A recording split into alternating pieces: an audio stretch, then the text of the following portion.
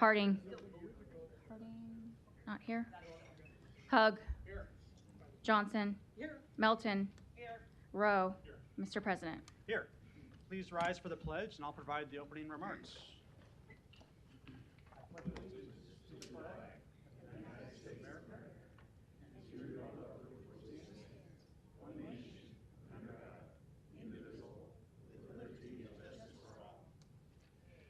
So today we'll recognize Black Maternal Health Month, which is the month of October, as the county did last week. We'll have Ms. Johnson read that proclamation here in a minute.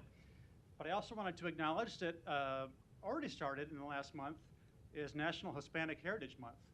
So I wanted to recognize that, and also recognize an event I was at over the weekend by the Metro Young Latino Professionals Association. Really impressive event at the Livestock Exchange Building, well attended. But what was especially notable about it was they gave a bunch of scholarships that day and a bunch of awards. And the two public servants of the year were two people that I work with. So I wanted to recognize Celine Espinoza, who works at CHI Health, but then also recognize Yesenia Valenzuela, who works for the city of Omaha, who also received Public Servant of the Year. So feel honored to work with them, and I appreciated seeing them getting that award that day. Thank you. Go ahead.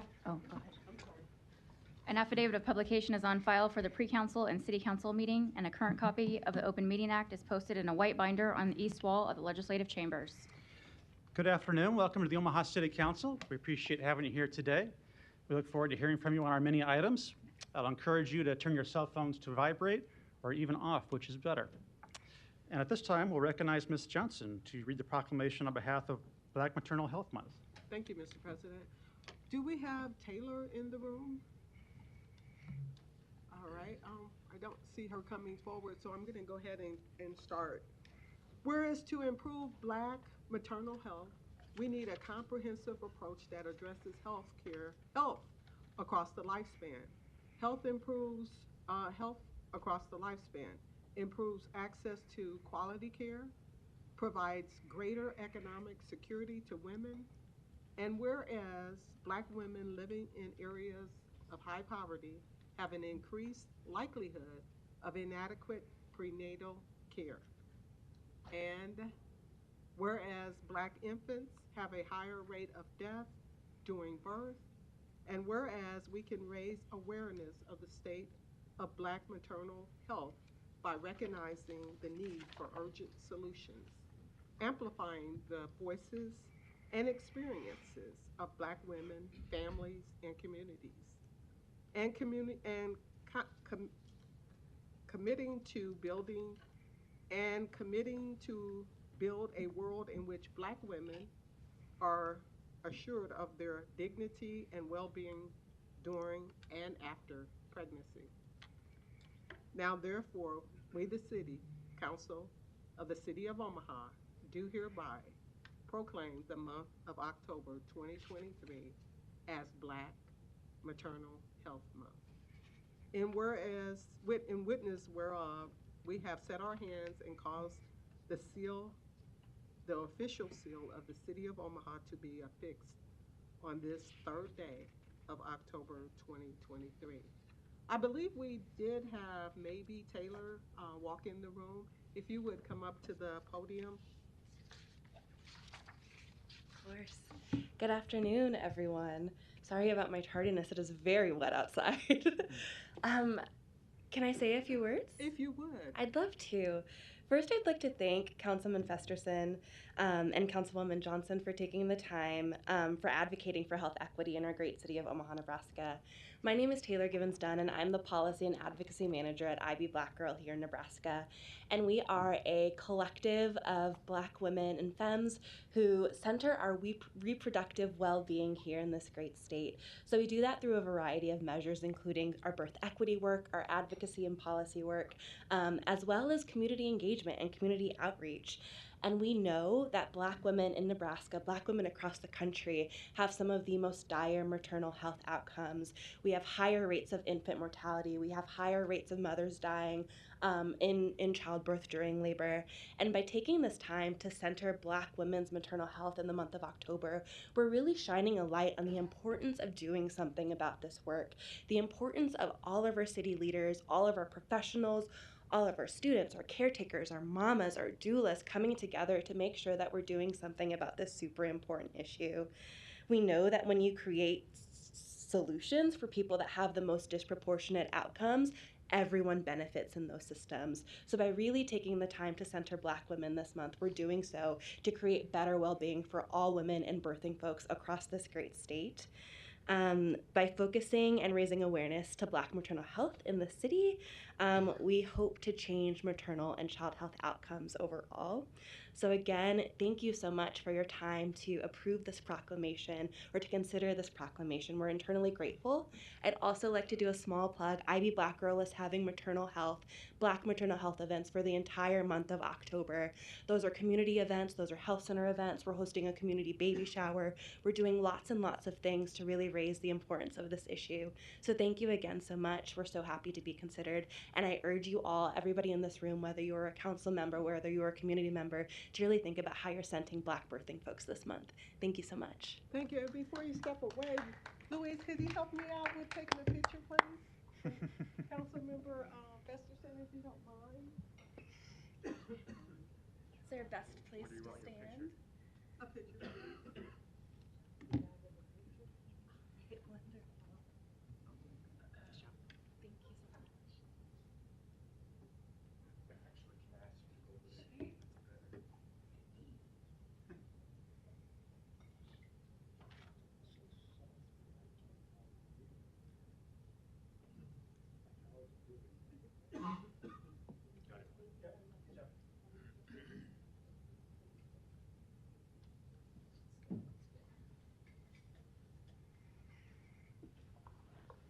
Madam Clerk.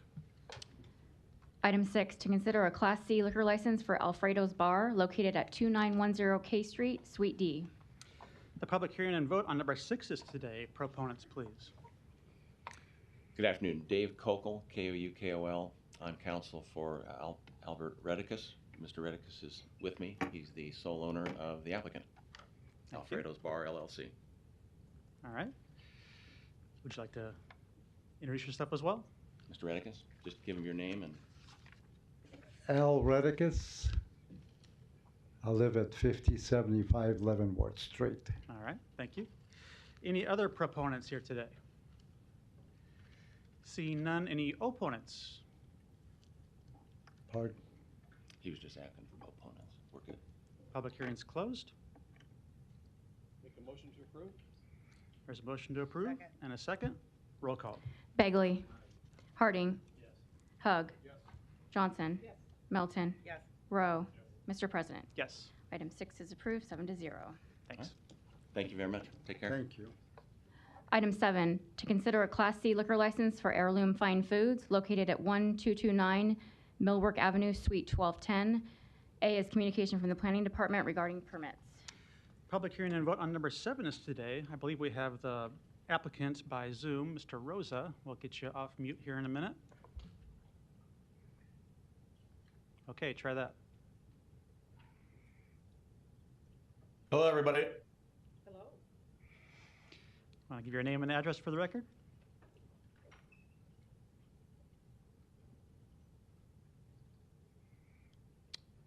Can you hear us? I'm not able to hear anybody. We'll see if we can get that working. We need your name and address for the record to get started.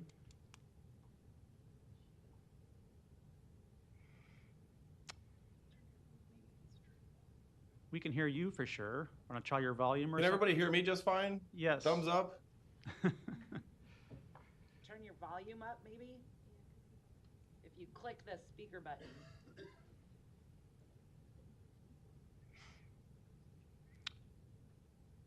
Is that any better?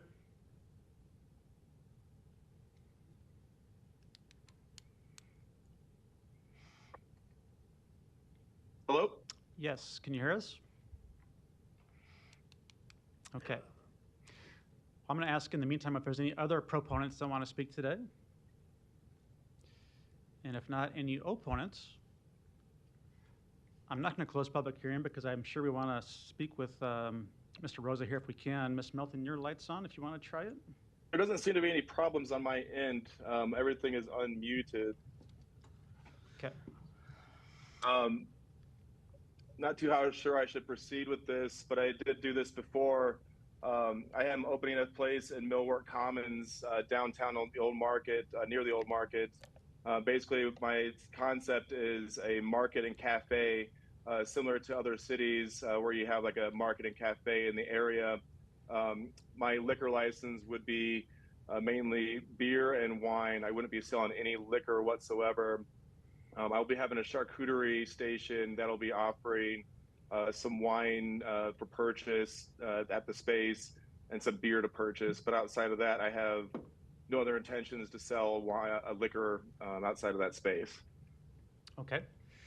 Thank you. I'm not sure if you can hear us I really now. hope that helps you guys. All right. It's a little unclear how to proceed here because I think we will have some questions for you. Mr. Harding, or is your light on, Ms. Milton?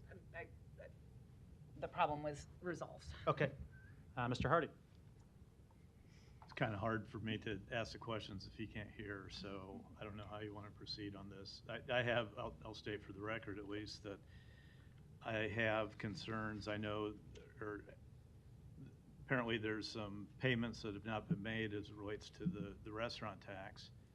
And I know that those have gone to collection, and now the collection agency has collected some of that, or at least has received a check from what I'm told, and that it has yet to clear. So I'd have a couple questions of Mr. Rosa along those lines, and would appreciate the opportunity to ask those. So I don't know how you want to proceed with that. Yeah, seems maybe given that, I think we do have time on this license, as I recall. Yes, we do. Yes, there's time. We have until October 26th. Might Yeah, I'll suggest- make a motion to lay it over then. There's a But- motion. But I would also, we need to make sure Mr. Rosa understands that we laid this over as well as the reasons for it too. If someone would, Mr. President, I'm in the queue here. Okay. I haven't finished speaking. Yep. We'll recognize you here in a minute, Ms. Johnson. The floor is yours, Mr. Harding. So I don't know whose responsibility it would be then to contact Mr. Rosa to make him aware of both the questions and the actions that we possibly could be taking here today. If someone could answer that for me, would that be the clerk's office? The clerk's office will do that. Okay, thank you. Okay. So there was a motion and a second to lay over for 1 week. Ms. Johnson, you're recognized. Mr. President, thank you. Or 2 weeks, I'm sorry. Because we don't meet next week. Yeah. Go ahead, Ms. Johnson. This question is for anyone that has the answer. My colleague has mentioned that there was a payment that this individual is attached. Is there another way that I can answer any of your questions on this Zoom? We're going to put him on mute now, I think. Yeah. Councilmember Mr. Harding indicated that there is a tax payment that's due. I'd like for this body and I'd like for the city of Omaha to advise me why this particular liquor license, given the fact that it is in District 2, why I was not aware of this. And yet Mr. Harding was. And if Mr. Harding was notified, were there any other members in City Council that were notified? If someone could answer that. I do think it was an email that went to all council members in the last few days. Last week. Okay. And so, again, Mr. Harding is taking the liberty to make a motion in my district, which I take exception to and have stated on a number of occasions.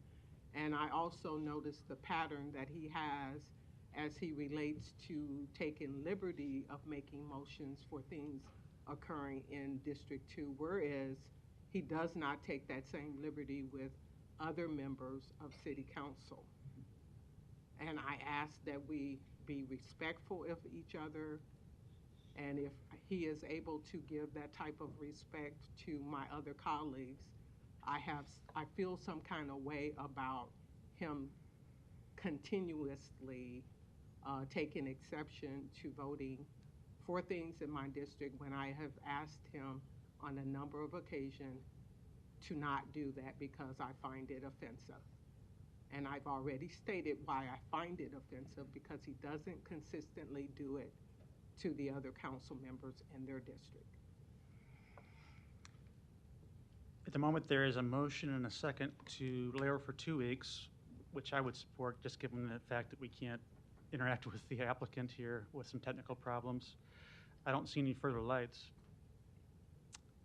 I'll call a roll call on the 2-week layover. Bagley. Harding. Hug. Johnson. Melton. Yes. Rowe. Mr. President. Yes. Item 7 is approved, 6-1. Item 8, to consider Class D liquor licenses for come-and-go locations as listed on the agenda. Public hearing and vote on number 8 is today. Proponents, please. My name is Dalton Harris. The business address is 4443 South 84th Street, Omaha, Nebraska. And I'm here to answer any questions you may have. Okay, thank you. Any other proponents today? Seeing none, any opponents? Public hearing is closed. Second. There's a motion and a second to approve. No further lights, roll call. Bagley. Harding. Hug. Johnson. Melton. Yes. Rowe. Mr. President. Yes. Item 8 is approved, 7-0. Items 9 through 11 can be considered together for Trail Ridge Ranches located northwest of 214th and Grover Streets. Planning Board and Planning Department recommend approval. Item 9, an ordinance to rezone this property from GI District to DR District. Item 10, a resolution to approve the final plat. Item 11, a resolution to approve the subdivision agreement. Public hearing and vote on items 9 through 11 are today. Proponents, please. Okay, thank you, President Festerson, members of the Omaha City Council. My name's Jim Lang. I'm an attorney at 8526 F Street. I represent the applicant in regard to this matter. This final plat that you have before you today is the identical plat that the council approved back in May of 2023. We're asking for your approval today on these 3 items. If you have any questions, I'd be happy to address those. Thank you. Thank you. Any other proponents today? Seeing none, any opponents? Public hearing is closed. Second. There's a motion and a second to approve. Roll call. Bagley. Harding. Hug. Johnson. Melton. Yes. Rowe. Mr. President. Yes. Items 9 through 11 are approved, 7-0. Thank you. Thanks. Item 12, an ordinance to rezone property located at 3301 Harney Street from R7 District to TOD2 MX District. Planning Board and Planning Department recommend approval. Public hearing and vote on number 12 is today. Proponents, please. Hi, I'm Brian Zimmer, 4610 Dodge Street, AO Architects, and I'm here as a proponent for the rezoning of this piece of property. I think it's a good use for taking a derelict property and turning it into a useful office space. Okay. Thank you. Any other proponents today? Seeing none, any opponents? Public hearing is closed. Mr. Bagley, you're recognized. Thanks, Mr. President. Brian, good afternoon. So by way of history, I know I had coffee with your partner who's in Florida right now. That was in Knights of Columbus Hall way back in the day, right? Yeah, that is correct. Yeah. And then it was a frat house for UNO at one time, I think. Is that right? I believe it was UNO. I'm not sure if it was UNO or Creighton. Okay. But originally the building was a telephone exchange building designed by Thomas Kimball, famous architect. He did St. Cecilia's Cathedral, my old parish church, Yeah. amongst other things. Mine as well. Yeah. So I appreciate you coming down, and I'll be glad to support this today with all the great things going on in Blackstone and nearby there. This is a nice location for what you're doing here, so I'll be making a motion to support this today. Thanks for coming down. Thank you. Thanks, Mr. President. Second. There's a motion and a second. No further lights. Roll call. Bagley. Harding. Hug. Johnson. Melton. Yes. Rowe. Mr. President. Yes. Item 12 is approved, 7-0. Item 13, a resolution to approve the Nook Apartments Tax Increment Financing Redevelopment Project Plan located at 8th and Pine Streets in an amount up to $6,113,822. public hearing and vote on number 13 is today. Proponents, please. Good afternoon, Don Seaton, Omaha City Planning Department. This project is located in the Dahlman neighborhood. It's on scattered groups of parcels that are to the north, south, and east of Pine Elementary. And there's Pine Elementary, Dahlman neighborhood. About a dozen parcels. Most of them are vacant. There are 2 single-family homes that will be removed. One demolished, one maybe demolished, maybe relocated. To make room for a 250 market rate residential multifamily project. Involves about 11 separate 3-story buildings. Tried to design it to fit in with the context of the neighborhood. There'll be about 260 parking stalls with about 186 of them off-street, 78 parking stalls on-street. This is in an extremely blighted area. We are looking at a 20-year TIF term for this project. The developer is a subsidiary of Bluestone Development, managed by Deborah and Christian Christensen. Total investment in the neighborhood is about $45.7 million. The TIF support is $6,113,882. Project meets the required criteria of the TIF program. It's an appropriate land use for the area, and we ask for your support. Thank you. Other proponents?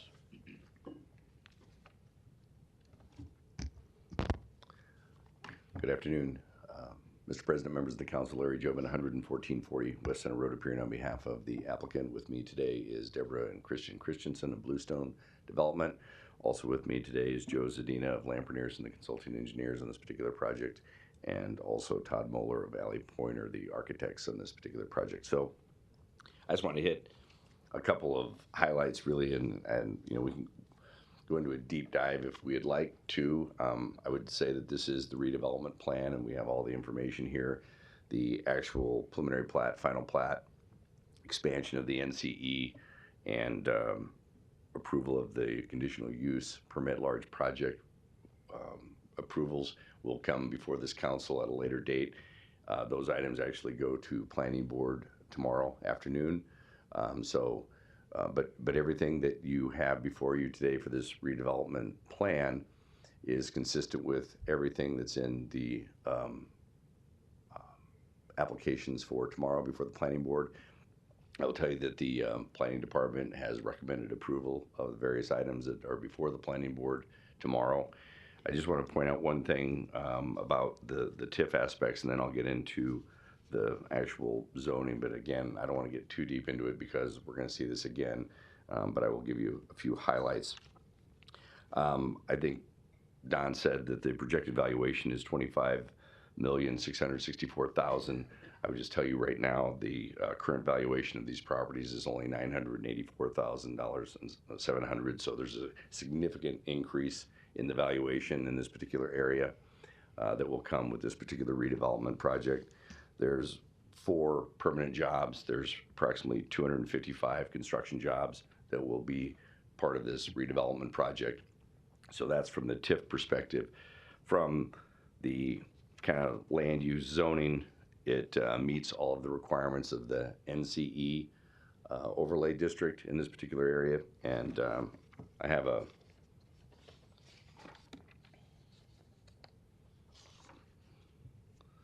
zoning map, and this essentially shows in black highlighted the areas that are part of this redevelopment plan, eventually the redevelopment project. You'll notice that all of the area around here is zoned R7.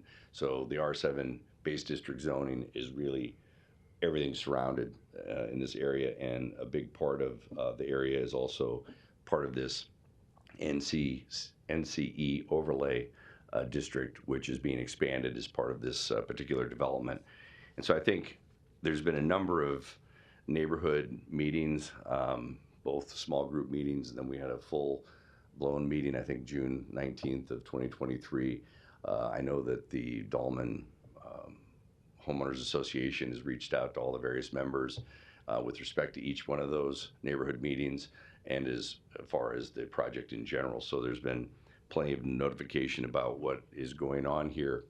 I would tell you that this project is consistent with the NCE overlay district, that there's no waivers being requested by this particular project, meaning that all the site regulators are being complied with and met. It's consistent with the master plan and will be consistent with the zoning. One of the things that it may come up today is the on-street parking elements of this proposed project. This is actually the approved South 10th Street Neighborhood Conservation Enhancement District Plan. And I just point out to you, and this was actually approved by the City Council. I mean, it just says right here in black and white and with my highlights, it's intended that on-street parking be fully utilized within the district, meaning that on-street parking is something that is actually encouraged and not discouraged. So that is right in the plan itself.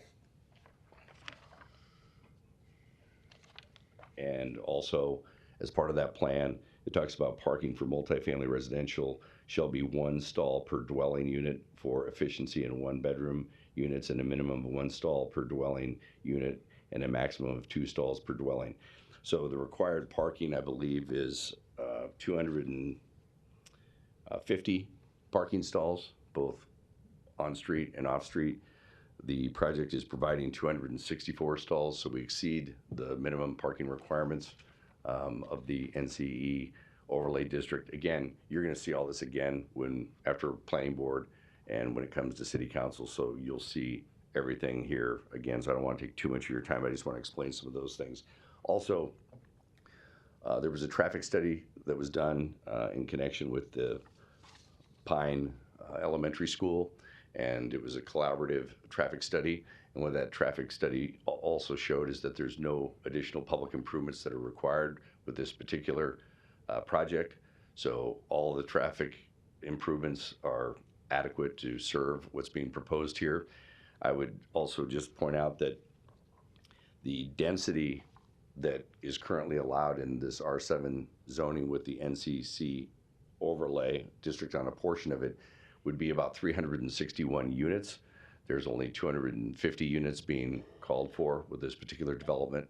So again, everything being consistent with the master plan, everything being consistent with the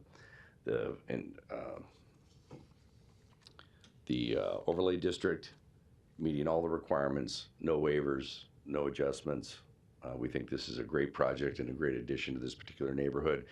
The urban design code will apply as well. So, I think Don showed you the architecture. I've got some more elevations if you'd like.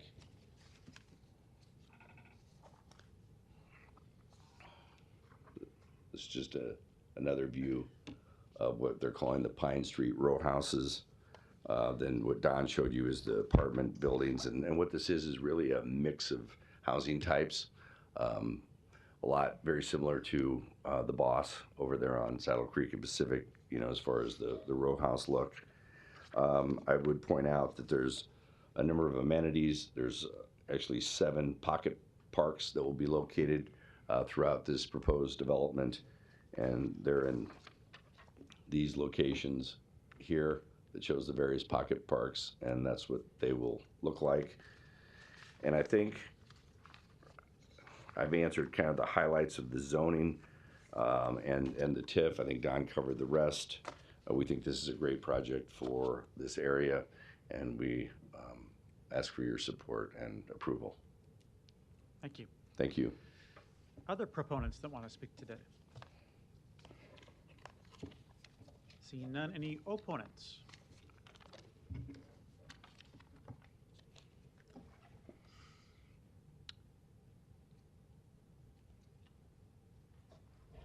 Good afternoon, Councilman of Omaha, Nebraska, Greater Omaha, Nebraska, South, or city, excuse me, the city of Omaha. Nothing against all this great development Larry and them folks are doing. Donnie R. Johnson, the Johnson Equestrian Foundation, and North Omaha Concerned Citizen Foundation. I have 2 concerns, sir. all this new development and that 9th Street and all that new traffic got to go up Dodge Street. Who's going to fix that tunnel, and will there be any money left for Northam Hall after all this work is done and the tunnel? This is about the project at 8th and Pine, so Yeah, but who's going to handle all that new traffic we got going up Dodge when they I had think to you're turn talking out? about last week, Donnie, so keep it to number 13 here, or else you're out of Okay, order. I defer my time to the United States Senator. Okay, thank you. Any other opponents today?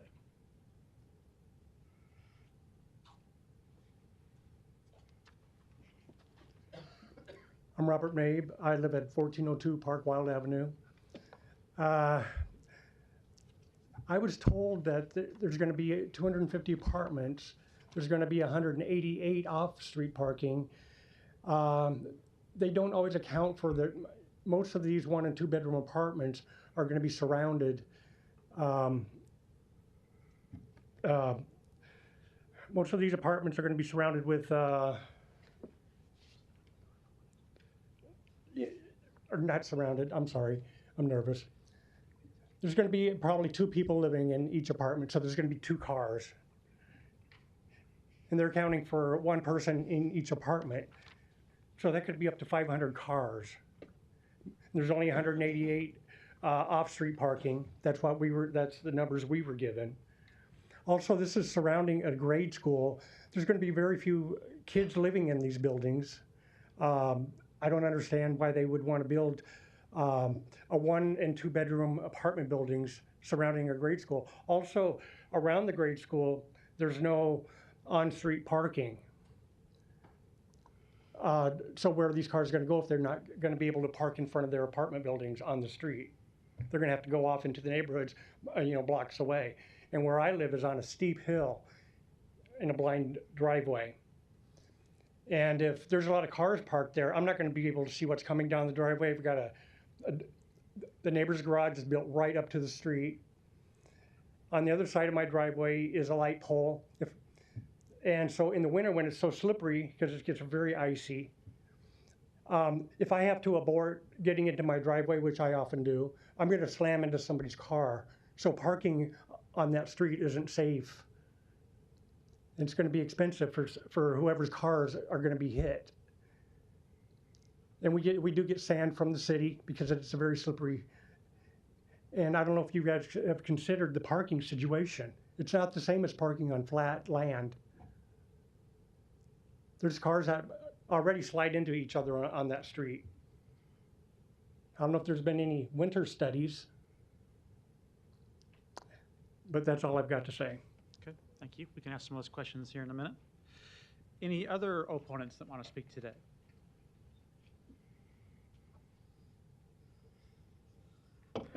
Luis Jimenez, 2709 Dewey Avenue. I want to talk about the but for the TIF. I don't believe that this project or the vast majority of projects that come forward here that there's a but for. I think you guys want to encourage development, so you vote for the TIF, even though the but for is probably not a driving force. For example, this project asks for $6 million for public improvements, and 6 millions could be 6 miles of standard streets in Omaha. But on the project here, and tell me if I'm wrong,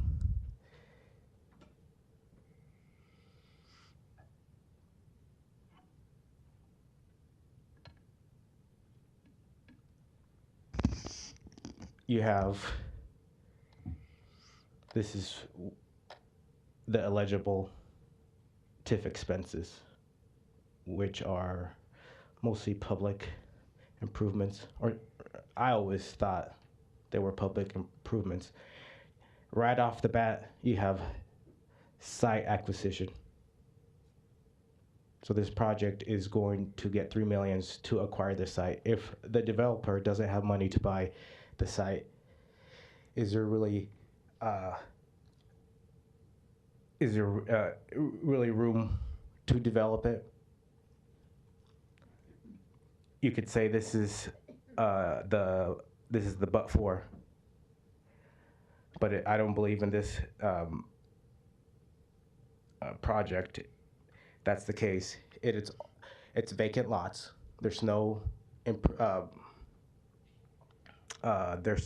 improvements on it, on the sites. They're mostly vacant lots. So what is going on here is that we want to see development in this district, in this area.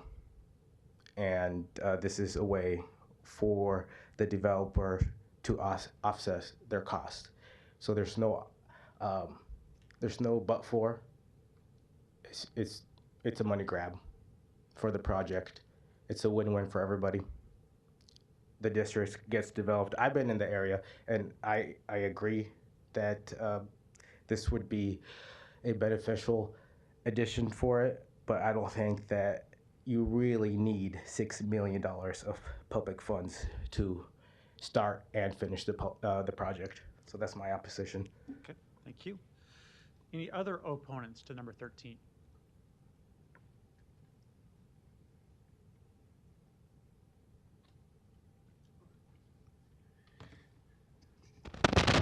Larry Store, 5015 Lafayette Avenue, Omaha, 68132.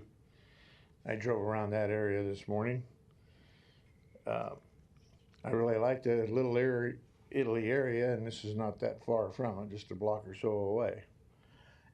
I'm opposed to it because I don't think those buildings fit in with the neighborhood. Maybe those that are further south, but not right in that area close to Little Italy. So I'd like to see them maybe redesign the outside of it a little bit to fit in with that. And I want to say something here that's kind of a complaint. If Mr. Ramirez is a reporter, he should admit that to you. He sure acts like one. Thank you. Any other opponents at number 13?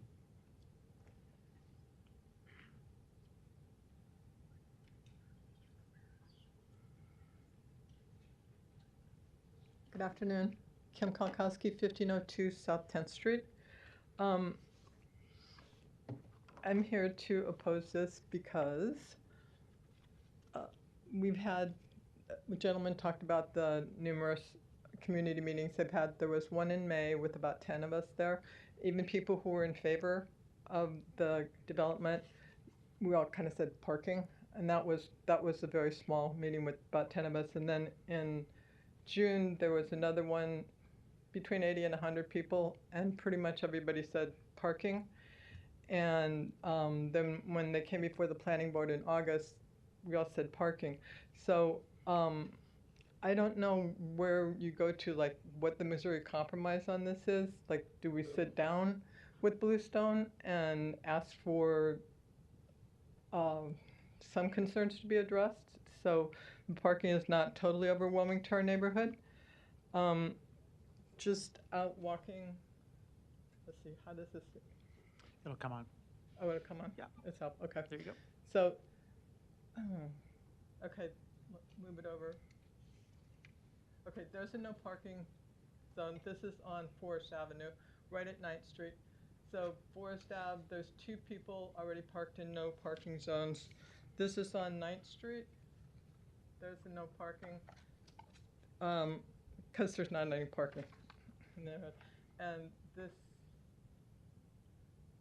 where's the no parking?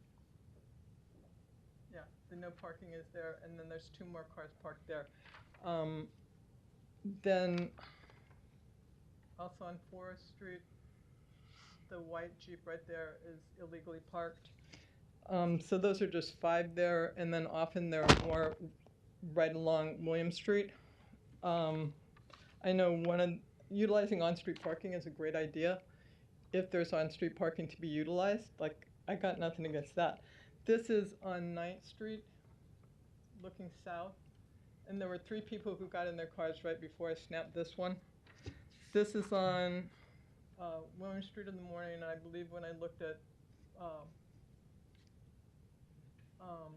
the project notes on the website, it showed for them counting, I believe, all of these will be their own parking, and all the ones I just pointed to on 9th Street, they would count those as their parking. On Pine Street, there's no parking on one side, and I think that they'll take that out and make that into their parking, which is fine. A concern that I have is that when Dolman Flats came in, we all said parking is going to be an issue and a big problem. And they said, yeah, it's going to be okay. And so they didn't have near enough parking for Dolman Flats. And so they leased 46 spaces from the city. So I don't know if everybody who lives in our neighborhood will not have to lease their own space from the city, because we don't have enough parking already. The 250 units, the 1 and 2 bedrooms, I'm thinking minimum of 400 cars. And so even if you counted every on-street parking space as theirs, the 188 off-street parking ones won't begin to come up to what is needed. So we would just really love them. They've done a lot of hard work. It's a very beautiful design. We like that. We just need it to be scaled back significantly. I went and kind of looked around and saw what the city of Omaha has on their website for TIS, program specifics. And, you all know this, but fostering the environment for a strong Omaha economy through the really build and revitalization of Omaha communities, utilizing TIF in public-private structures within blighted areas. I don't know who in my neighborhood would consider it blighted. I mean, we like living there. We don't live there because it's a blighted area. And substandard CRAs characterized by underutilized, economically disenfranchised and disadvantaged and underdeveloped, to enhance the live, work, and play experiences of Omaha. And the taxing said that it would be, one of the requirements was that a lot of the property taxes were going on and we needed to up the base. I looked around my neighborhood, pretty much everybody, there were 2 houses I found that the valuations went down. Pretty much everybody else had around 8,000. There were a couple at 3,000 to 4,000. Some had $29,000 valuation increase. One had 41 from last year. So the tax base in my neighborhood is not going down. That's one thing I wanted to talk about. And then another one was we don't have a significant inventory of deteriorating or obsolete building stock. We don't have stagnation or decline in property values.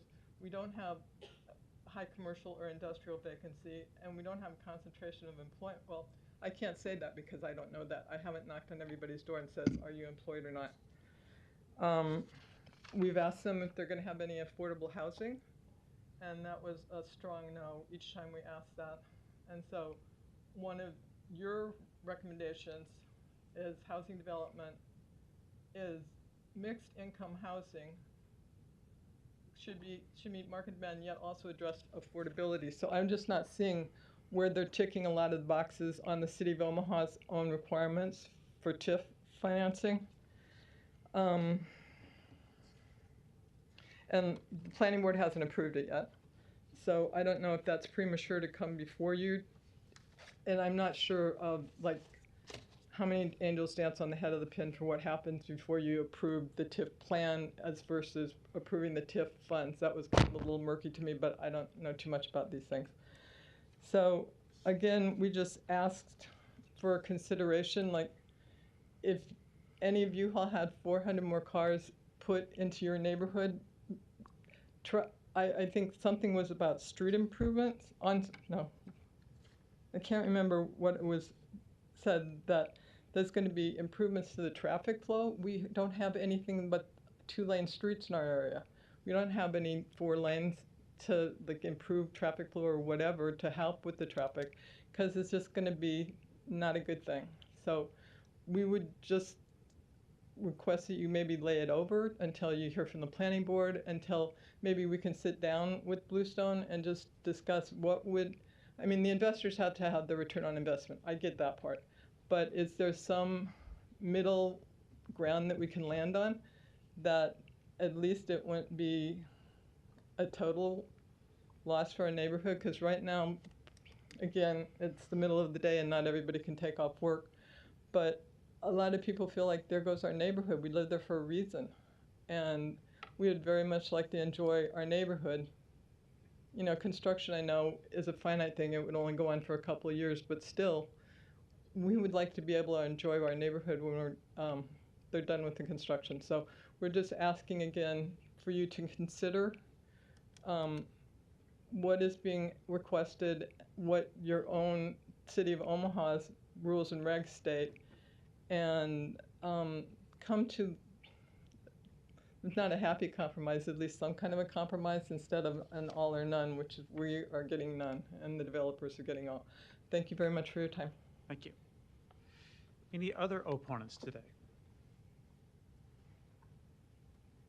Seeing none, public hearings closed. Mr. Begley, you're recognized. Thanks, Mr. President. Ryan, can you come down, please? I had a question regarding, I got a few questions, but the first one is regarding traffic studies and what your research and looking into this development, please state for what Public Works has done and what you found regarding traffic studies. Yeah, Ryan Haas with Public Works. So their project team originally approached us. It was just happenstance. It was around the same time we were approached by the representatives from OPS for the school site. So we responded to both project teams in saying both of these projects would require traffic studies. So rather than have two separate independent traffic studies, let's get one single study that accounts for the traffic from both projects. So that was something that was done. Obviously, the OPS project proceeded on a faster timeline. So they incorporated the outcome and recommendations of the traffic study specifically relating to the school. So the changes to the signage and striping for the pedestrian crossings for the school kids, and the changes to the one-way traffic flow around the school during pickup and drop-off times. Those were recommendations of the traffic study. So those are out there already in the field now because OPS proceeded several years ago. The traffic study also looked at capacity issues.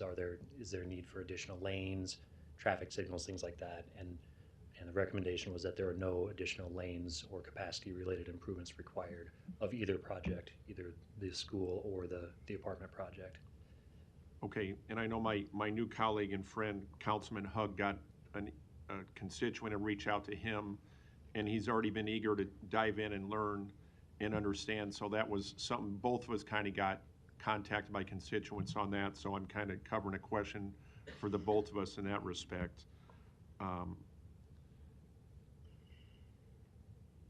Okay, I had a question for Mr. Jobin then. Thanks, Ryan. Yes, Mr. Begley. Good afternoon, Larry. Good afternoon.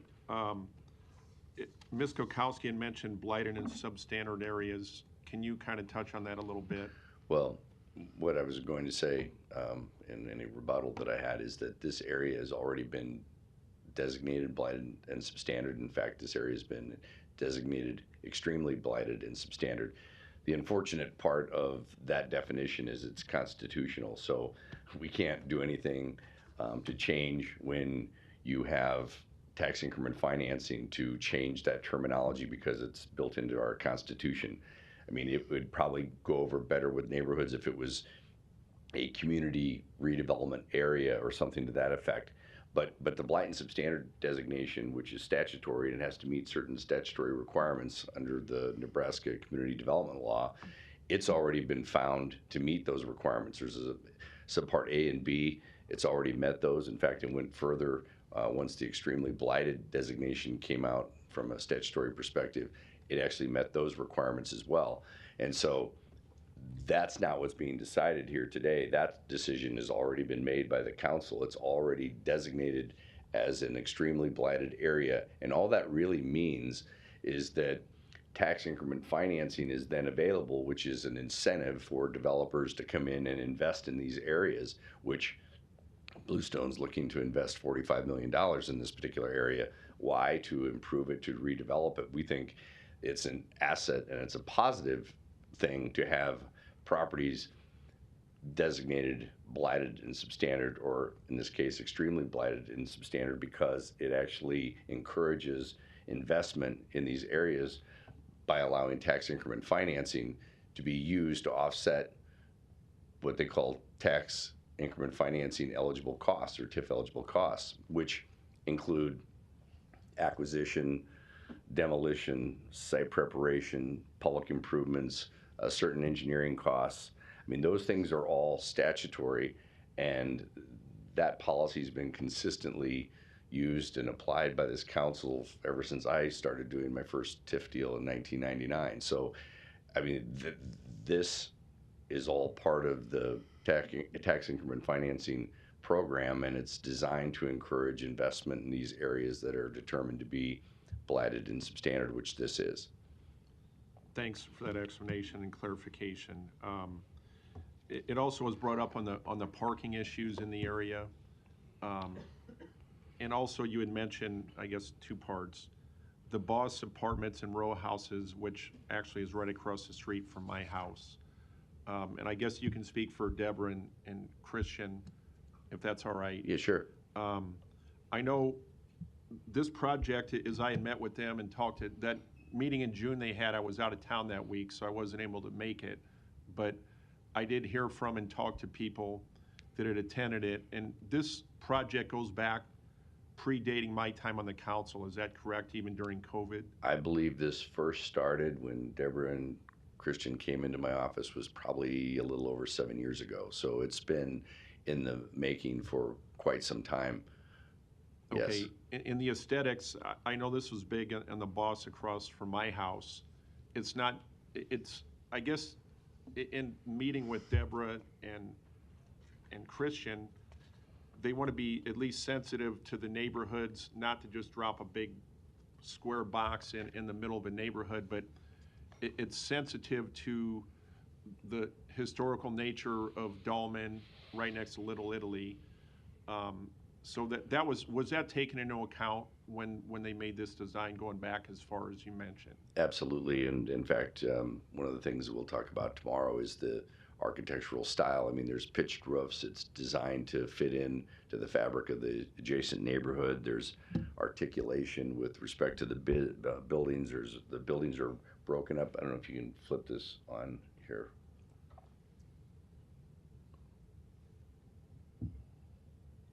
But you can see that the buildings are broken up. They're not just one, large connected building like a traditional 3-story apartment complex would look like. It's actually designed to be these different row houses and apartments, again, with, building materials that meet the urban design code. So there's, brick and stucco and glass and wood-looking type materials that you saw in the elevations, which I can share with you again. But also, I just wanted to point out with respect to the parking.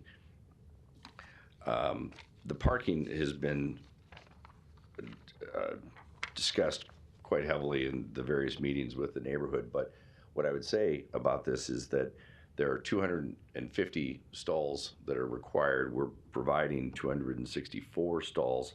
186 of those stalls are on site, so they're internal to the site. 78 of the stalls, only 78, are counted on the adjacent right-of-way. And what I would point out is, you notice that this development spread over 3 different blocks, city blocks. And so when you talk about 78 parking stalls, you're talking about parking stalls all the way around on all these streets that surround essentially almost 3 blocks of the city. So I don't know that, and with the NCE plan saying that it's actually encouraged and they're to be utilized, it seems to me that is not too much of a burden on the public street system with respect to the number of parking stalls that they're having off-site. And that was discussed with planning quite heavily, and also the neighborhood when we had the various neighborhood meetings. And I know when I got up to speed on this, when I got on the council, I learned about the meetings that happened prior to my sitting in this seat. And when COVID slowed them down and kind of put things to a halt, the legwork was already laid that in my research I found out. And then once it started going forward again, there certainly was outreach to the neighborhood. Now, of course, you're not going to get unanimous, everybody's in unison on anything. I don't care if it's a project or a vote or whatever, but I do feel comfortable, and as I look back and see my cousin Kim sitting back there and listening to her heartfelt words here today and understanding her perspective of that area that she calls home now, that's not Webster Street where we grew up. I'm comfortable supporting this because I know I've had meetings with Deborah and Christian. I've talked to neighbors, and I've looked at even the past researches I've done that I know when they did the boss across the street from my house, they are cognizant of the neighbors and respectful. And I don't think this, certainly you can say this wasn't something that was just rushed and plowed forward.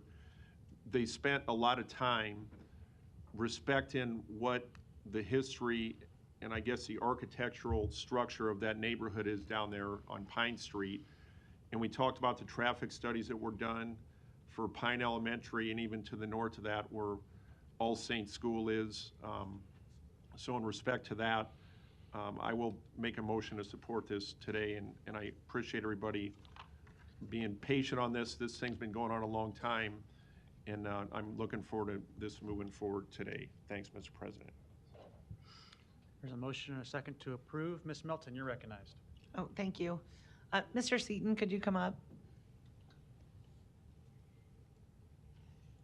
Afternoon, Don Seaton, City Planning.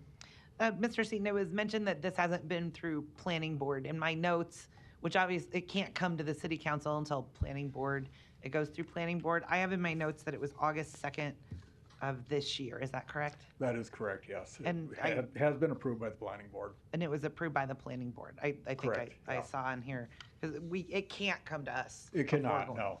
Okay.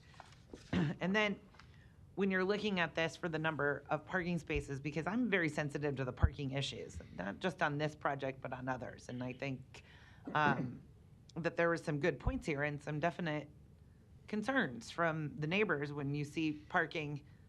Obviously, this doesn't have anything to do with you or your department, but when you see the number of people parking in no parking zones, that would lend one to believe that there's parking issues today. And if there's parking issues today, there may be more with this bill. Now, the one thing about this, though, unlike kind of the last project that I was very concerned about the parking, I think it is the 3 blocks that it spans. Is that something that is looked at by the planning board when they're talking about the parking? Or do they just look at the number and say, well, as long as it's under the number, then we don't care? It's looked at by the planning board, and it's examined by my cohorts in the city planning department. And when it comes to relying on zoning requirements and numerical counts as far as building density or number of parking spaces, that's all spelled out in our zoning ordinance, and I look to those folks for that. The financial structure of the deal is what the TIF committee looks at, and you, of course, look at both the land use and the financial structure. Planning board looks primarily at the physical nature of the project. Is it an appropriate land use and what's the parking like? In this case, the number of parking stalls does comply with the city zoning ordinance. Okay. I think those are all the questions I had for you. Maybe Mr. Jobin, you could answer. Yes, thank you.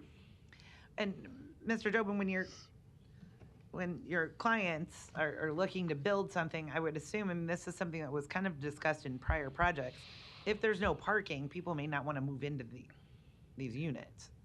Well, that's correct. I mean, what they're proposing to do here is redevelop this site and invest $45 million in this site, and if they can't get it leased or rented, that's not a good thing for them. So I think based upon their tenant mix and the people that are their kind of target tenants, if you will, they believe that, between the 1 and 2 bedroom units that they are calling for here, that the parking will not be an issue based upon the number of stalls that are on site versus the number of stalls that are on street. So yes, I think they've analyzed that and they're comfortable that they're going to be able to supply their tenants with adequate parking.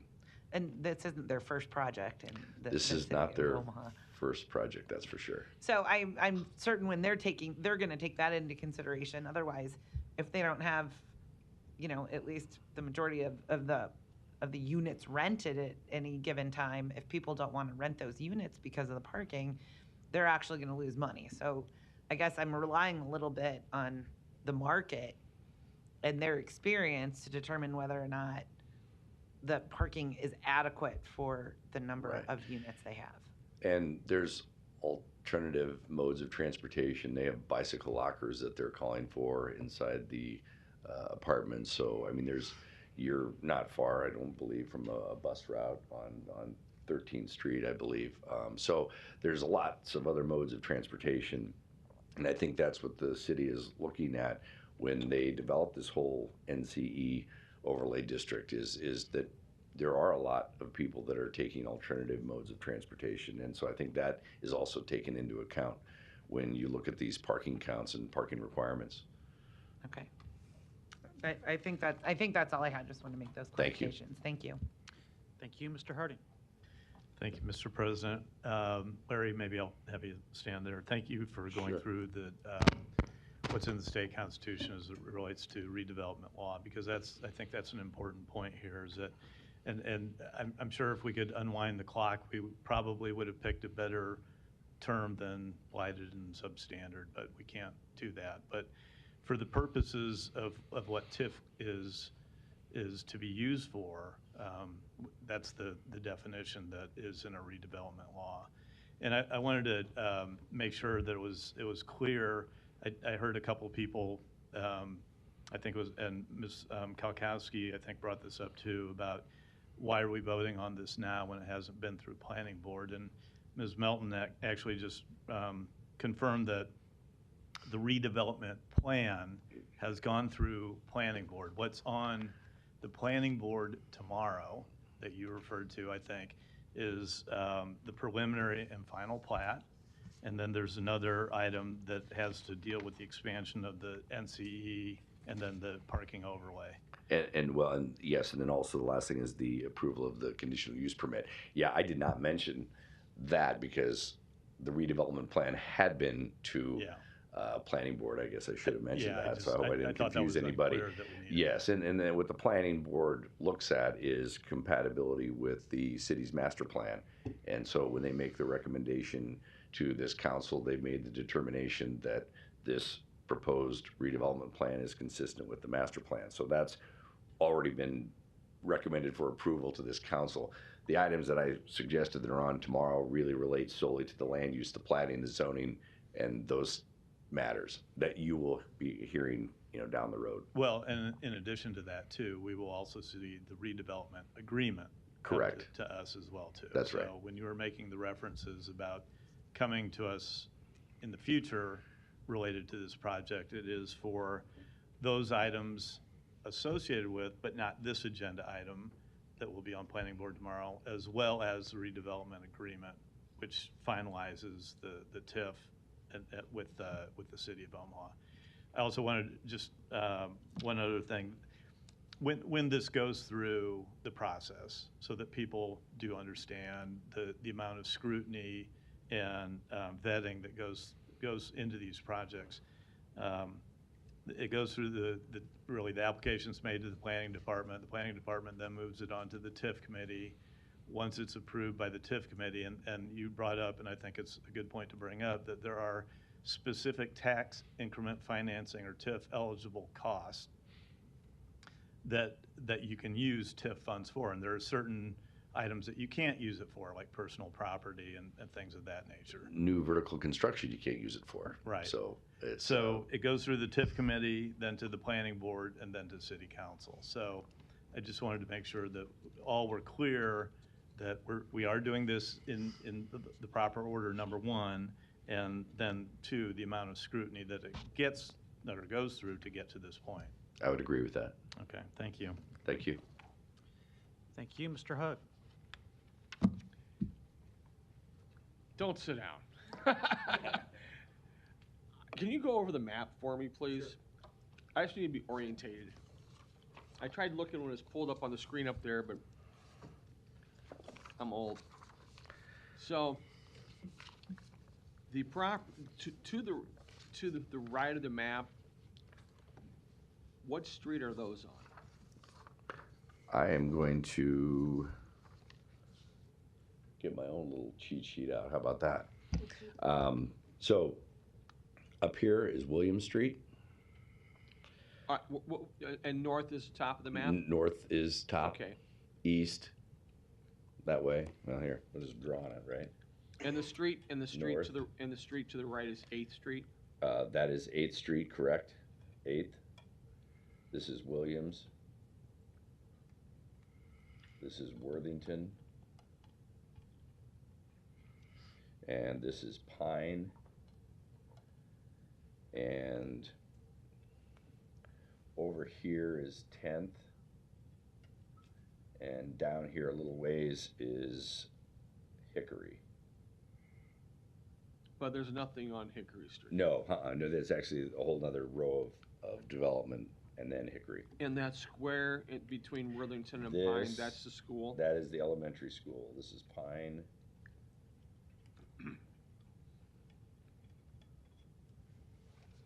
There you go. So, if I remember correctly, the property on Williams and Worthington and 8th Street is former Grace Bible College property. That's correct. It was purchased from Grace, the various lots.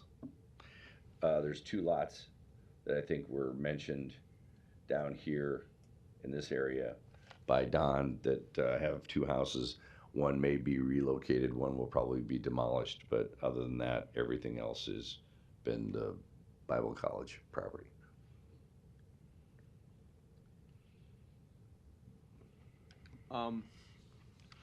And this might help you out also. And this question is probably way out of the scope of what it needs to be. But what about sewer improvement on 8th Street? Are you going to be using the existing sewer, tying into the existing sewer? Do we know how old that is? I'll turn that one over to the engineers.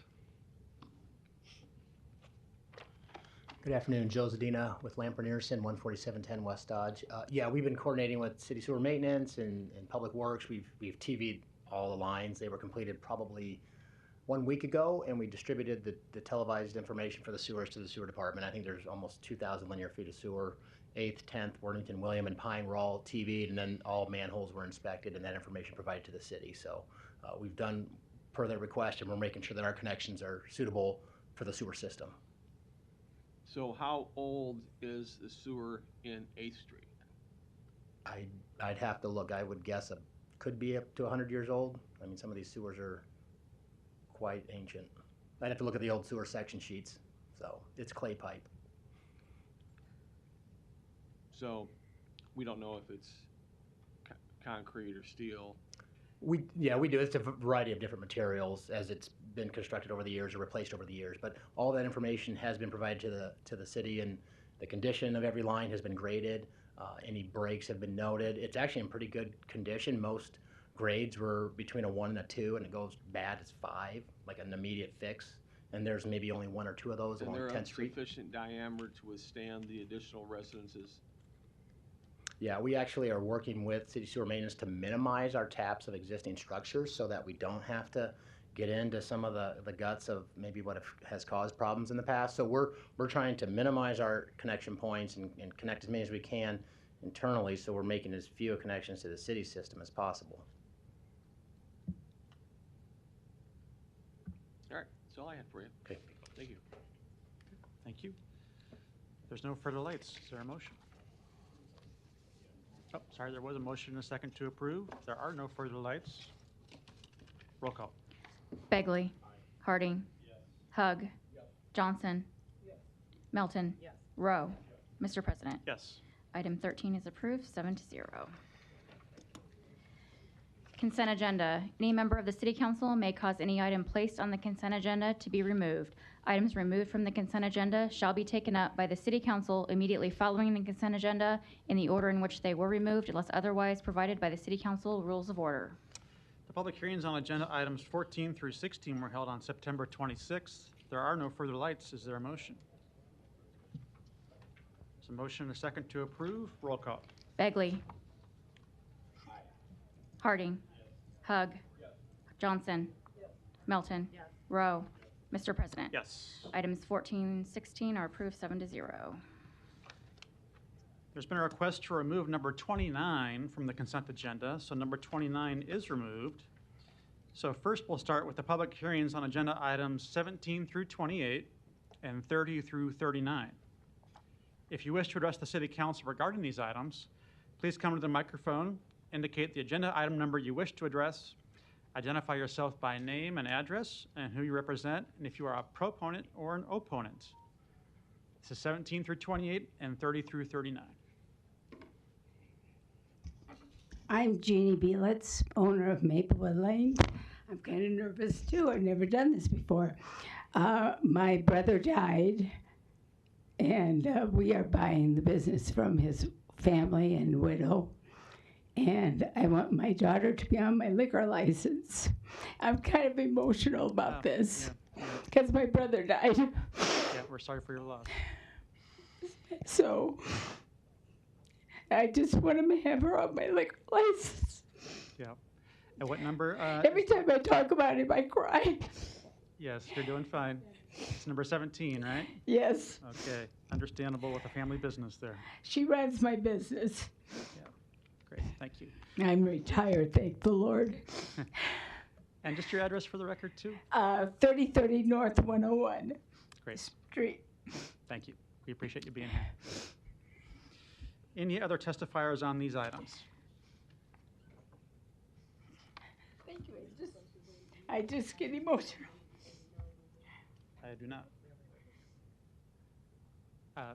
Donnie, are you addressing these items? I was gonna let the lady finish. Are you finished, ma'am? Yes, I am. Okay, well, I'll wait till you get your seat. Don't go far. The Navy, we have to respect all ladies. Just make sure you're addressing us. On number 45 and 40. No, we're not. Okay, sorry. Okay. Any other testifiers on these items? Am I done? Yes, you're fine. Thank you. Well, I may not have heard you again, but I think I'm against 30, 31, 32, 33, and 34. Is that correct?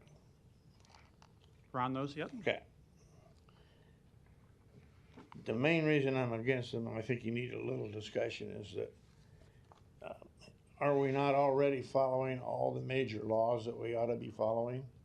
If so, then why do we need to do all this? I remember back in the day when I was an employee, we had lots of human relation things, but we all had to be following the federal and state laws. And 9 times out of 10, they didn't write anything additional into those laws. They weren't allowed to. I primarily like to have that discussion as to why we need all this by a human relations director now in the public venue. That should be an employer's privacy right, I guess, but the city's not private. I primarily want to ask about number 34, which kind of scares the hell out of me. The human resource policy through the city can develop what is probably their own procedure for a civilian discipline and termination. You don't say a civilian employee. As far as I know, city employees are not military, fire, or police. So what exactly does that mean? Is that talking about me up here when I'm out of order, or walking on the street or on city property in the civic center, which we more or less pay for? So please explain that just a little bit. What do you mean by a procedure for civilian discipline and termination? And how these regulations of the city, I guess, are maybe in conflict with federal and state laws. Okay. Any other testifiers on these items? Please come down. Good afternoon, Bree Robbins, Labor Relations Director.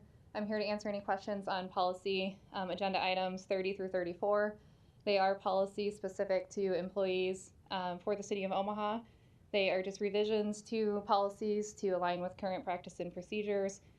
They are all in compliance with state and federal law, also collective bargaining agreements. They have been approved by the Personnel Board. And really, they've just been updated, again, just to align with what we are doing with our current employees so that everybody has those policies in place. And I'm happy to answer any questions you may have. Thank you. Thank And you. thanks for the overview you provided this morning, too. Thank you. Any other testifiers on these items? Seeing none, the public hearings are closed. I think Ms. Melton has stepped out. So we'll recognize Ms. Johnson. Your light's on. Mr. President, I had asked City Council to remove items of appointments from the agenda on a regular, and I was assured that that would be the case. A council member can request to remove items from the consent agenda. That was not made this morning, in my judgment, but I did remove number 29 when we talked about it. A few weeks ago, I made a request to City Council staff that when there's an appointment of a committee or commission, that we would remove those from the agenda. Okay, we can discuss further, but those items are currently on the table and had their public hearing. So I won't be voting in an affirmative for those. Okay. Madam Clerk, are we able to call a separate vote on those at this point for Ms. Johnson? You can pull them off the consent. We don't have a motion in a second yet, do we? Okay, they have not been pulled off consent, and they have had its public hearing. Or maybe that's a question for me, Mr. Kuzi, procedurally. I'll defer to law.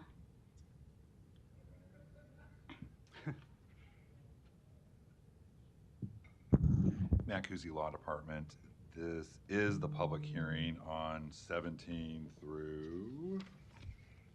17 through 28 and 30 through 39. Correct, and I don't think there's any requirement that if they want to be pulled off for a separate vote, that has to be asked necessarily beforehand, but so they can be pulled off so long as there hasn't been, and I don't recall there's been one, a motion and a second to approve those items. Okay. But I'll defer to the clerk if there's been a motion and a second. There has not There been. has not. Okay, so that could still occur. Is your ruling right? Yes. Did you mean? Yeah, so Mr. Kuzi. Matt Kuzi, Law Department. Yes, there can be a separate vote on those matters if someone wishes to pull them off, since there hasn't been a previous motion and a second. Okay, if that's Ms. Johnson's wish, we can do that with, are you talking about items 38 and 39? Right. Okay. All right. Yes. Are you okay? Yes. Do we have Chelsea Olmsted here? Do we have anyone from the landmark here to speak to this item? Anyone from HR?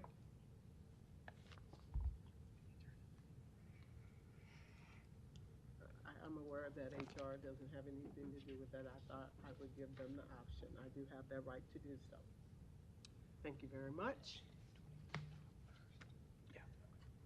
I've spoke on a number of occasions about the need for diversity, equity, and inclusion on these boards.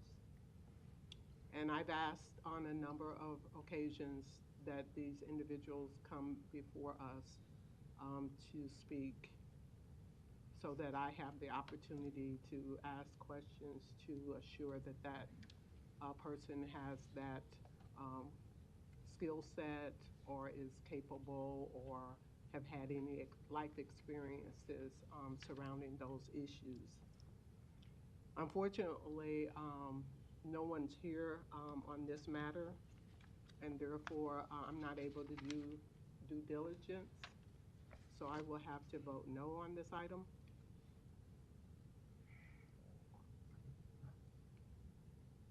Okay. Does that conclude your remarks for now? Should I move on to number 39? Sure. The floor is yours. Number 39, for the sake of saving time, my response is the same there as it was on 38, and my vote would be no. Okay, thank you. Mr. Hug, you're recognized. Oh, I'm sorry. Never mind. Okay. There are no further lights. Procedurally, it's been requested that 38 and 39 have a separate votes. So I would take a motion on the other items first. Motion to approve items 17 through 28 and 30 through 37. Motion a second on items 17 through 28 and 30 through 37. Roll call. Begley. Harding. Hug. Johnson. Yes. Melton. Yes. Rowe. Mr. President. Yes. Motion passed 7-0. We'll need separate motions on number 38 and 39. Second. There's a motion and a second. Roll call. Begley. Harding. Hug. Johnson. Melton. Yes. Rowe. Mr. President. Yes. Item 38 is approved, 6-1. And 39. Second. Motion and a second on 39. Roll call. Begley. Harding. Hug. Johnson. Melton. Yes. Rowe. Mr. President. Yes. Item 39 is approved, 6-1. Item 29, a resolution to approve the agreement in the amount of $68,993.17 from Carasoft Technology Corporation for LinkedIn for employment recruitment. Public hearing and vote on number 29 is today. Proponents, please. Deb Sanders, City Human Resources. There was a request this morning to speak a little bit about the pilot plan that we did, the pilot program that we did. So in 2022, we looked to LinkedIn to get a corporate account, which allows us to do direct contact to individuals via the LinkedIn website. We measured a number of different things: job awareness, or what they call job impressions, which are notifications to individuals that a city job was posted. So if you're on LinkedIn and you have an engineering degree or you're interested in engineering, then we could reach out directly to you, and those notifications would be sent to you via email through the LinkedIn product. Also, we looked at job views, so individuals that are actually reviewing our postings that are up on the LinkedIn site are connected to the LinkedIn site. And we also looked at job applications, so who actually clicked on our posting and our LinkedIn said, apply here. So what we saw during the pilot, we increased job impressions, or those notifications, by 47%. We increased jobs views by 40%, and then actual job applications by about 34%. And that was just in our pilot program. That was a 6-month program. So we engaged in, we piggybacked onto the state contract so that way we could get the same pricing. And we've had that contract with LinkedIn for a year. And in the last year, which was 2022 to 2023, which is our first year, after the pilot, we've seen job impressions continue to increase by another 47%. So from about 42,000 to 62,000 actual impressions, which again is the ability to reach out directly to individuals to say, hey, the city's got a job that you might be interested in. Our job views increased by about 51%. We've got additional views from last year to this year, over 1,600 views. And of those 1,600, 1,400 are what they call unique visitors. So it's not the same people looking over and over again. It's brand new people looking at our sites. In the last year, we gained 2,220 new followers on the city LinkedIn site, which is basically them going to LinkedIn and say, hey, if the city posts a job, I want to know about it, so please notify me. We've also had 355 applications where LinkedIn was listed as the job source, or how did you find out about this job? And then we've hired 15 people who list LinkedIn as their job search source since last year. And I'm here to answer any other questions if you have them. Okay. Thank you. Any other proponents? Seeing none, any opponents to number 29? Public hearing is closed. Ms. Johnson, you're recognized. Thank you, Mr. President. Deb, I just have a few questions. Thank you for providing all that information. Just have one question. How many employees have been hired and they were connected by using LinkedIn? 15. 15. Thank you. Yes. Okay. No further lights? Move to approve. Motion and second to approve. Roll call. Bagley. Harding. Hug. Johnson. Melton. Rowe. Mr. President. Yes. Item 29 is approved, 7-0.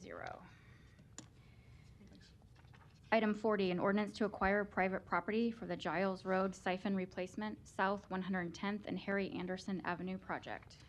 Public hearing on number 40 is today. Proponents, please. Seeing none, any opponents? Public hearing's closed. One public hearing can be held for items 41 and 42, ordinances to approve streetscape maintenance agreements with New West Farm Holdings LLC and the Heartwood Preserve Master Property Owners Association, and South Farm LLC and the Heartwood Preserve Master Property Owners Association. Public hearing on items 41 and 42 are today. Proponents, please. Seeing none, any opponents? Public hearing's closed. One public hearing can be held for items 43 through 48, ordinances levying a special tax and assessment for Benson Business Improvement District, Blackstone Business Improvement District, Dundee Business Improvement District, Elkhorn Business Improvement District, North 24th Street Business Improvement District, and South Omaha Business Improvement District. Public hearings on items 43 through 48 are today. Proponents, please. Are you addressing the BIDs, Donnie? Yes, Mr. President, I realize you was in college while we was doing all this work, but I'll try to explain, bring you up to date. Okay, you gotta be on topic. Yes, sir. Donnie R. Johnson, the Johnson and Christensen Foundation, and North Omaha Concerned Citizen Foundation. Now, as I was trying to explain to you, Mr. Ferguson, about 45 and 46, when Mayor Dow, when he was mayor at the time, gave me permission to do a toll bridge study, we did the study on Dodge as well. This is about BIDs, Donnie. Business What about, improvement we're trying to figure out all these new citizens going up Dodge Street. Who's going to pay for that bridge? This is not Dodge Street. Oh, Benson, Dundee is not part of Dodge? No, it's not. You're right. My teacher lived in there. I forgot the address. Any other opponents to these items? I'm sorry, proponents or opponents? Proponents, yes, please, continue. Luis Jimenez, 2709 Dewey Avenue. I worked in a business improvement district. I've been involved in the community in a business improvement district, and what I understand is they're all different. Not terribly different, but they operate differently, especially how they assess especially how they do the assessment.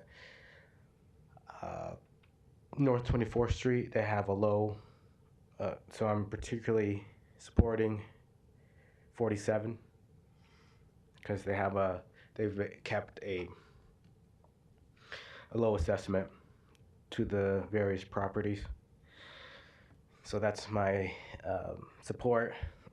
I do want to apologize to you, Mr. President, for the ageism that was thrown at you. One thing that I've found out being involved in the community is there's a lot of ageism, and it's terrible, and it has to stop. Thank you. Thank you. Any other proponents on these items? Any opponents?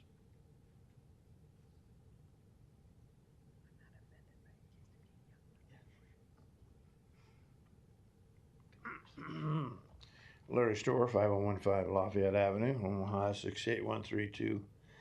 I didn't have time to do a lot of homework on this. I live in Dundee. I'm not real sure that my lot is one of these, but I suspect it is. It would be nice if you'd have something on the screen about what lots you're talking about, because I would like to vote for or against, a special assessment, and it says it is a public hearing. I guess I don't get to vote on that, though. But it would be nice to see it displayed. Not all of us can go online and get all of the information we need from your documents. So if you have it available, would you please display it on there for people that might be watching at home or want to play it back later?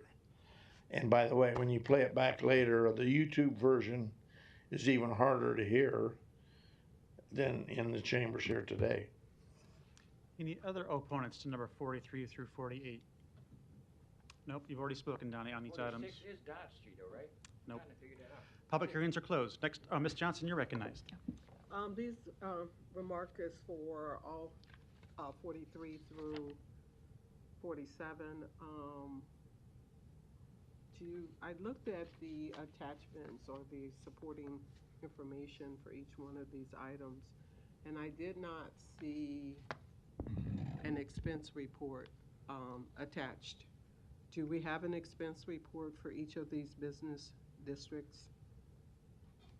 I think Mr. Indenbosch can come down for that question.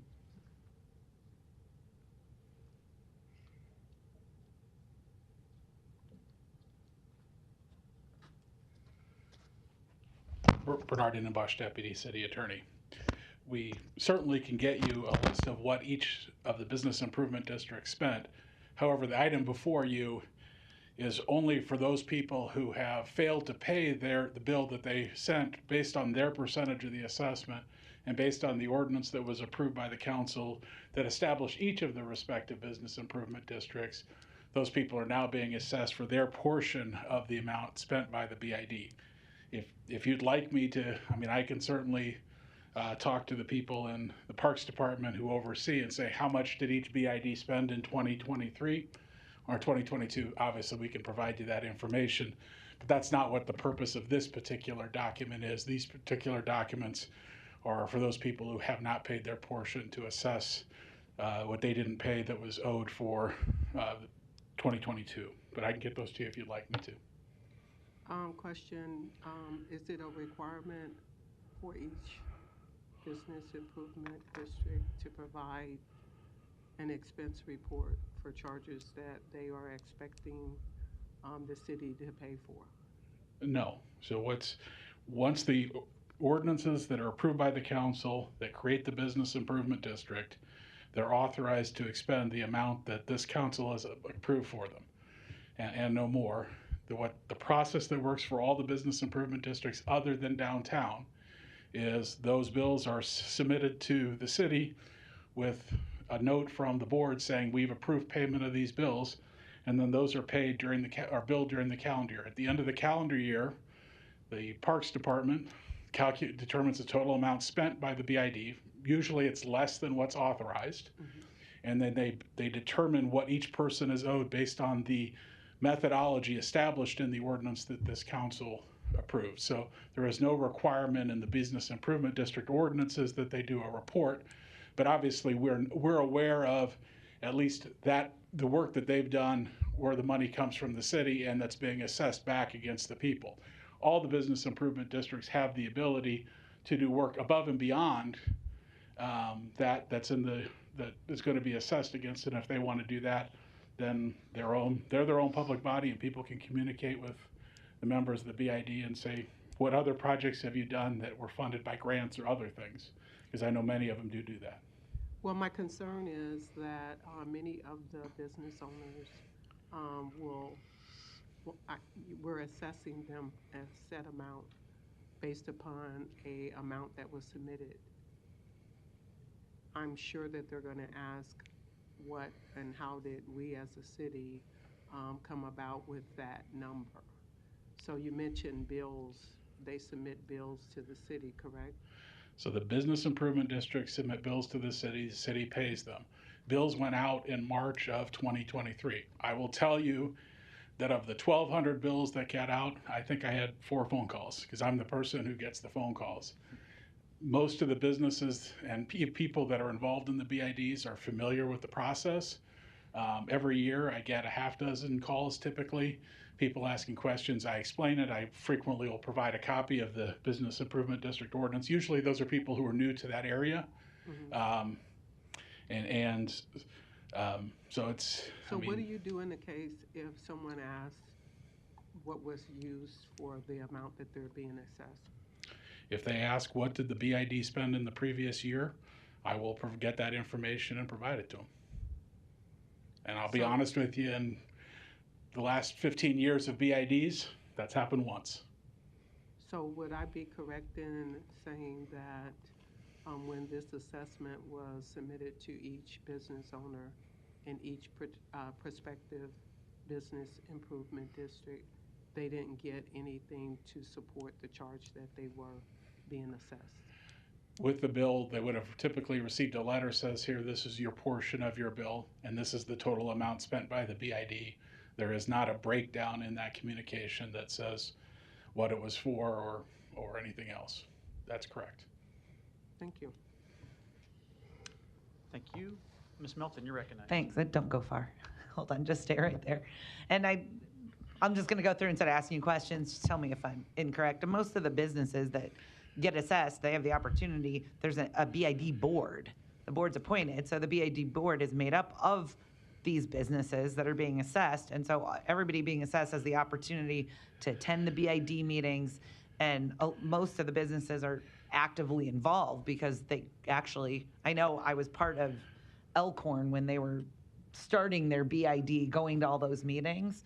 And so the Elkhorn Business Improvement District is made up of businesses that they all gathered and met and asked to form the BID. And I think that would probably be why you don't get too many calls, because a lot of these businesses are actively involved. And then I just wanted to let Mr. Storr know you're not part of the Dundee Improvement District. And in the event you are, you paid the bill because you're not on. All we're doing today is assessing people who didn't pay their bill. And we already voted on these assessments at our last Board of Equalization meeting a couple weeks ago. So the city council, sitting as the Board of Eq, already did vote on these assessments. So am I correct on a lot of the things on expenses and things like that? These businesses can go to the BID meetings and talk about what expenses they want to see, and they can get actively involved. Certainly those people that are assessed, and it's not always businesses, so that's why I'm a little careful on agreeing with that, are able to attend the meetings of the BID. I encourage those meetings to be public. I believe that they all are. Not every business or person is super involved. Some certainly are. Some are less involved. But the reality is there is an ability to do it, and the reason that we can specially assess on property is because people are ostensibly specially benefited by those improvements that are authorized by the Business Improvement District. But we basically, the reason we assess this is because the city loans the money to the Business Improvement Districts, and then asks after the year is over that we be paid back based on the methodology that was approved by this council. And keep in mind that when each business improvement district was approved, every single property owner within that district received a notification of the public hearing before this particular council and had an opportunity to appear. And that will continue. That continues every time we create a business improvement district, and we have at least one that's going to have to be reauthorized by the end of the year, and they will also get, every single accessible unit will get a notification in that particular case. All right, and again, just to clarify, these are just people who, between the Board of Eq, I think there were more people on the list that we approved as the Board of Equalization. Anybody who hasn't paid, then that's what this assessment is. It's just the people that haven't paid. Correct, and I would anticipate you'll get amendments to these ordinances because there'll be additional people that will pay once they're aware, they're made aware that there's an amount that's outstanding. And we almost always have amendments that are going to be introduced at third reading to remove additional people that have paid the amount that they're obligated to pay. Between now and in 2 weeks, when we have the vote on this, you'll amend it and remove the people that paid. I would be shocked if in several instances there weren't amendments. I don't know that there'll be one in every, because there's a couple of these where there's only 1, 2, or 3 people that haven't paid. But I fully expect you'll see amendments because other people will have paid. All right, thank you very much. Thanks, Bernard. Thank you. No further lights. Next item, please. Item 49, an ordinance to amend Section 23-177 of the Omaha Municipal Code to add the employment classification entitled Urban Forestry and Property Inspector. Personnel Board recommends approval. Public hearing on number 49 is today. Proponents, please. Deb Sander, Human Resources, here to answer any questions. Thank you. Chelsea Ship, Human Resources, also here to answer questions. Thank you. Any other proponents?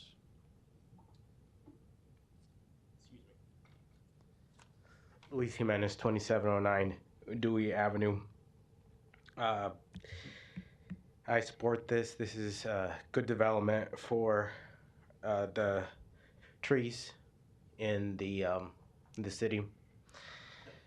I'm curious what the scope of work is. I think that the price is right for their wages, but I'm wondering if volunteer trees are going to be part of their inspection. And it's gonna be nice moving forward that there's not going to be a council member that's going to give the human resource people a hard time when these items come forward. Thank you. Thank you. Any other proponents? Seeing none, any opponents? Public hearing is closed. Deb, if you want to just answer that question, the scope of this person's job? Actually, I'll let Chelsea do that because she did the entire job description. She knows it much better than I do. Sure. I will try to answer that question. Chelsea Ship, Human Resources. This is actually an offshoot of an existing position, the environmental inspector. So these people do, these employees, I should say, they are in charge of looking out for hazardous tree conditions. So trees that might be interfering with the right-of-way, they might be downed by storms. We also have forestry and arborist positions that are more in line with taking care of the trees. This is more looking out for trees that might be in need of pruning or taking down. Thank you. No further lights. Next item. Item 50, an ordinance to accept and authorize disbursement from the Highway Safety Program Grant in the amount of $95,000 for the Project Nightlife Expansion Project. Public hearing on number 50 is today. Proponents, please. Seeing none, any opponents? Public hearing is closed. Item 51, an ordinance to approve the fiscal year 2023 Edward Byrne Memorial Justice Assistance Grant Program application in the amount of $454,638. Public hearing on number 51 is today. Proponents, please. Seeing none, any opponents? Public hearing is closed. Item 52, an ordinance to authorize the issuance of various purpose bonds, Series 2023, in an amount not to exceed $130 million. Public hearing on number 52 is today. Proponents, please. Seeing none, any opponents? Public hearing is closed. I might just ask the Finance Department one question on this for the record, which I think I know the answer, but for those that are watching, $130 million is a large amount, right? This proposes to sell $130 million in general obligation bonds, but I believe it's accurate to say that this sells the bonds that have already been approved by the voters for our normal program of work and our capital improvement plan, spanning from streets to parks to public safety projects. Is that an accurate characterization of this item? So Don drives the City Finance Department. That is correct. Okay, great. Thank you. No further lights. Next item. Item 53, Kelly Supply Company appeals the rejection of their bid from September 13th, 2023 for City of Omaha belts, seals, and bearings for water resource recovery facilities.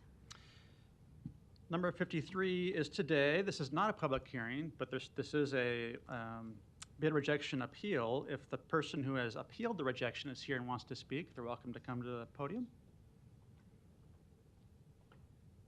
Hello, I'm Vicki Spar-Ewan, 4543 Walnut Street, and I'm here for Kelly Supply Company at 4242 South 90th Street. And as you know, everybody's got a letter. Our bid bond was shy. It's supposed to be 5% of the number. We weren't quite there, which was an error on our end. We have the ability to appeal. We're family-owned, 120-year-old family-owned company, 5th generation, and I'm here just to appeal to get back into the bid. Thank you. That's it. All right. And a city representative who may want to speak. This is Tyler Hepika, Assistant City Attorney for the City of Omaha. This particular bid, in almost all of our bids that go out, or I should say all, there's a bid bond attached to them. In the event we award the contract to somebody and they don't perform on it from the outset, we're able to use that as liquidated damages. And most of the time, I'd say 98% of the time, that bid bond is 5%. In this particular case, that bid bond was 5%. Per the city ordinances and per our requirements that were sent out to all the public when they were notified of this bid opportunity, it was made clear to them that this is 5%, and we don't have discretion to waive that 5%. This particular bid came in at about 4.2%. It's an unfortunate error, but the discretion to change this is just simply lacking. We would ask that you deny the appeal for that reason. Thank you. Ms. Melton, you're recognized. Thank you. Can I just ask you, have any bids been awarded? Yes, bids have not been awarded. At this time, I had a conversation with the Public Works Department yesterday. Those bids likely will not be awarded because they need to add a specification to this particular bid to indicate that they need these parts within 24 hours when they ask for them. That is crucial to keeping the water treatment facilities open. My understanding is it is highly likely that all bids will be rejected and that will be added. I can't say that for sure to you and represent that for sure to you today, but that is likely what is going to happen. So have they been awarded? No. Will they be awarded this particular time? From my understanding, probably not. Will that essentially result in them getting another opportunity to submit the appropriate bid bond on their next bid? Yes, it will. Okay, and then I just have one more question. I hope that's the case because then it resolves all the issues. But currently, and sometimes this is a concern too, is are we rejecting, this wasn't the lowest bid. It might be the lowest and best, but this wasn't the lowest bid. Is that correct? I can say, first I would say that when we open these bids, someone from the city attorney's office looks at the bid bond. If the bid bond is insufficient, we don't even open it. Oh, okay. And we're not supposed to open it. We're supposed to just reject it and put it aside. I can tell you that this was not, in this particular instance, the lowest bid, but we have access to that information, but we're supposed to just stick it aside and not even look at the bid. Okay, so the good news is it just may not matter. Yes. But by law, the city council doesn't have the discretion. It's contrary to ordinance to approve it, correct? That is my reading of the ordinances, yes. Okay, thank you. And do you want to come back down just for a minute? So do you understand what they're describing there? I do and understand. that you were, I do. just 1 minute, that you were super close to the 5%, but not the 5%. And so by city ordinance, we can't, waive that Understood. requirement. But it's most likely all bids get rejected and you'll be able to rebid on this item. Understood, yep. Okay. We were a bit confused. It was a little bit confusing. We feel it was a bit confusing on the layout, so. We're $189 short, but it's short. It's a contract. I get it. So I thank everybody for the time, though, and the opportunity that we do have to appeal. And lastly, I hope you can help 17. Yeah, we did. Thank you. Thanks for coming down. Is there a motion? Motion to deny. Motion to deny in a second. Roll call. Begley. Harding. Hug. Johnson. Melton. Yes. Rowe. Mr. President. Yes. Motion is approved, 7-0. Is there a motion to adjourn? Motion to adjourn. Second. Roll call.